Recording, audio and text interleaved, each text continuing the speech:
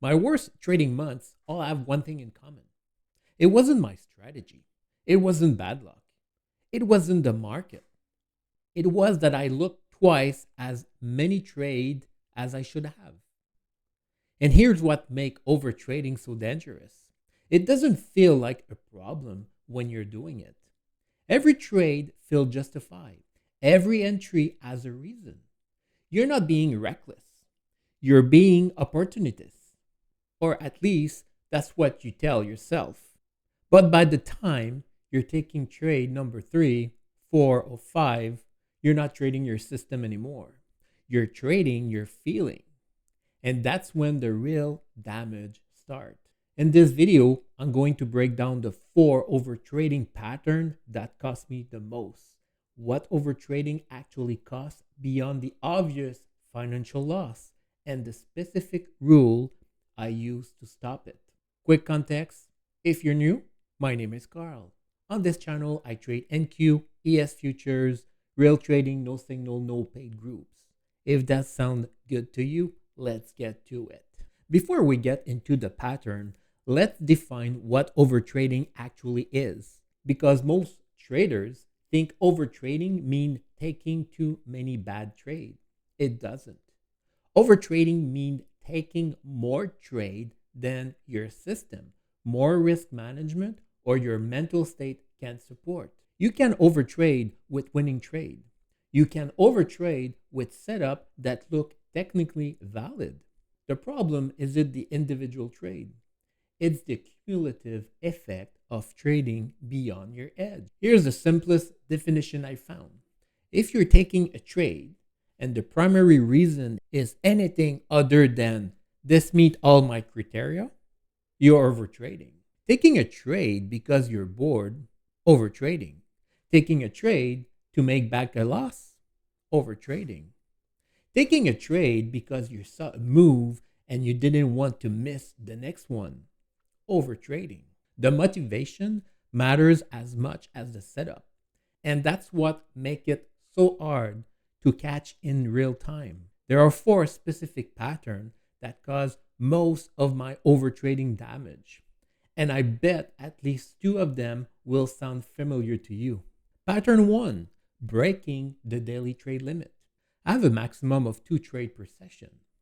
When I'm in a good flow and my trade have gone well, the urge to take a third is almost irresistible. The market is moving. I'm feeling confident. And there's a setup right in front of me.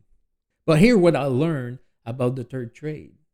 It almost never met the same standard as your first one. When I'm 2 for 2 on the day, I'm not being disciplined about the third setup. I'm being optimistic about it. There's a difference. Disciplines say this met my criteria. Optimists say this could work. The third trade is where good days become average days and where average days become losing days. Pattern 2, revenge trading after a loss. This one is the most expensive pattern I experience. You take a loss, maybe a clean loss. Setup was valid, just didn't work. And immediately, the urge to get it back kicks in. The problem is that you're not looking at the next A plus setup. You're looking for the next trade, any trade that gives you a chance to recover. Revenge trading is driven by ego, not analysis.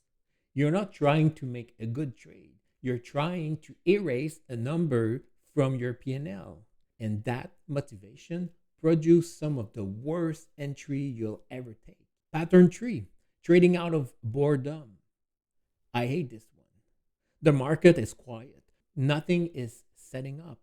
You've been watching the screen for 45 minutes and nothing has happened. So you start seeing things. Marginal setup start looking better than they are. You tell yourself it's close enough. And that phrase, close enough, is one of the most dangerous in trading. A plus setup don't need convincing. If you're talking yourself into a trade, that's your system telling you it doesn't qualify. Boredom trading almost always mean a B or a C grade setup enter as an A plus size risk. Pattern 4, chasing move you miss, or what we call FOMO. You saw the setup, you hesitate, price move without you, and now it run 20 point in your direction and you're watching it, thinking if I take in that, I'll be up significantly right now. So you chase, you enter late, well beyond a logical stop placement with a compressed risk reward. And price almost inevitably reverse on you. Missing a trade is not a loss. Chasing it is. This discipline to let a missing setup go completely without entering late is one of the hardest skill in trading and one of the most valuable. Here's the part most trading content skips. What overtrading actually costs you goes well beyond the bad trade themselves. Let's talk about what overtrading actually costs, because the financial loss is just the surface. The obvious cost is the losing trade themselves, and it's compound quickly. But it's the smallest part of the total cost. The second cost is decision quality. Every trade you take use cognitive resources. Your ability to access a setup clearly, manage your risk calmly, and execute without hesitation. That capacity diminishes with a session. The more trade you take, the more depleted that capacity becomes. By trade number 4 or 5, you are literally a worse decision maker than you were at trade number 1. Not because anything external has changed, but because you're spent down your mental reserve. The third cost is what I call emotional capital. Every trade carries emotional weight, the tension of being in the market, the relief of a win, the sting of a loss. Overtrading burns through emotional capital at a rate your system was never designed to handle. And when your emotional capital is depleted, your rules start to feel emotional. That's when the real discipline breakdown happens. The fourth cost is the hardest to measure. Trust. Every time you break your trade limit, you erode the trust you have in your own system. And without that trust, the next time you have a genuine A plus setup, part of you hesitate because you train yourself to override your rule. The damage isn't just today's P&L, it's today's hesitation. So how do you stop it? Here's the rule I use, and it's simpler than most people expect. The rule is simple. Maximum 2 trade per session. No exception. Not 2 losing trade and then I can keep going. Not 2 trade and then 1 more if the setup is perfect.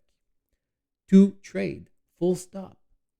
Once trade number 2 is closed, win, loss, or scratch, I close my chart and I'm done for the day. When I first implemented this rule, it felt extremely restrictive. There were days I hit my limit at 10 a.m. I spent the rest of the morning watching setup I could take in. That was uncomfortable. It felt like leaving money on the table. I don't know if you can relate. But here what I noticed over the following weeks. My 2 trades per day were better trade because I knew I only had 2 shots. I was more selective. I waited longer. I let marginal setup pass. I only pulled the trigger on the one that genuinely met my criteria.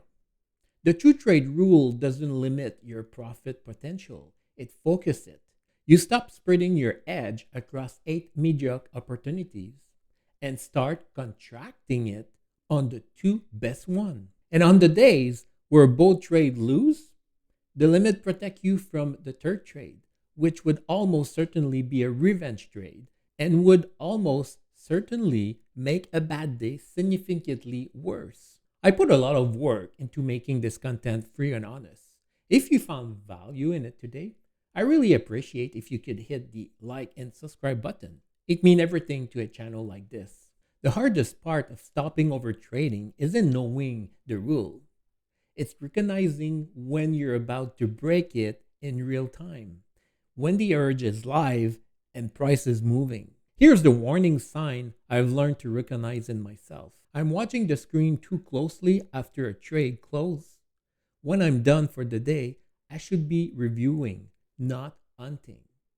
If I'm scanning for the next entry, I'm already in the dangerous territory. I'm thinking about my P&L. If I'm aware I'm down on the day and I'm looking for trade, that's a red flag. The motivation I've shifted from, is this a good setup, to I need to recover this. I'm justifying a marginal setup. If I'm building a case for why a trade qualify rather than immediately recognizing that it doesn't qualify. A plus setup don't need a closing argument. I've already hit my trade limit. This one should be automatic. If I've taken two trade, there's no next trade. The decision is already made. When the urge to overtrade it, and it will, here's what I do. First, I close my chart. Not minimize, close. The physical act of closing the platform create a barrier between the urge and the action. Second, I step away from the desk. Walk, get a coffee, do something physical. Score yourself. Run through the discipline checklist. If the trade doesn't hit a 7 or a 10, it doesn't get taken. The checklist is a circuit breaker between the urge and the execution. And by the way, if you don't know about my discipline checklist, I will link that video in the description below. None of this is complicated, but doing it in the moment when the price is moving and you want it, that's the discipline. And that's what separates the traders who build consistency from the one who stay stuck in the same loop. Don't forget, overtrading is not a strategy problem. It's not a market knowledge problem. It's a behavior problem. And the behavior problem don't get fixed by learning more. They get fixed by building better system and enforcing them honestly. The two trade rule is simple. The discipline checklist is simple. What's not simple is applying them on a day when you're down and the market is giving you a reason to keep going. That's the work. And by the way, if you want the pre-trade discipline checklist I use to score every trade and stop overtrading before it starts, comment checklist below and I'll send it to you totally free. This is Carl, Trading Journey. See you soon.